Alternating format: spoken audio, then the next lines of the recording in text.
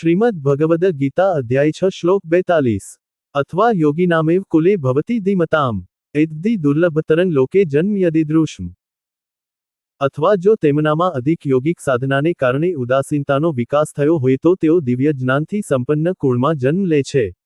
આ જગતમાં આવો જન્મ પ્રાપ્ત કરવો અત્યંત દુર્લભ છે। આપણા જન્મના સંજોગો, પરિસ્થિતિઓ અને પરિવાર આપણા જીવનની દિશા ઉપર અતિ મહત્વપૂર્ણ પ્રભાવ પાડે છે। આપણા શારીરિક માતા પિતા પાસેથી આપણને શારીરિક લક્ષણોનો વારસો પ્રાપ્ત થાય છે। આ આનુવાંશિક પ્રક્રિયા છે, પરંતુ સામાજિક આનુવાંશિકતાની પણ એક મહત્વપૂર્ણ પ્રક્રિયા છે। આપણા ઉછેરના સામાજિક વાતાવરણ અનુસાર આપણે અનેક પરંપરાઓનું આંધળું અનુકરણ કરીએ છીએ।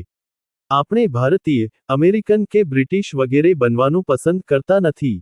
આપણે આપણા જન્મ અનુસાર આપણી રાષ્ટ્રીયતા સાથે તાદાત્મ્ય સાધી લઈએ છીએ અને તે હદ સુધી પહોંચી જઈએ છીએ કે અન્ય રાષ્ટ્રીયતા ધરાવતા લોકો સાથે શત્રુતાનો ભાવ પણ વિકસિત કરી લઈએ।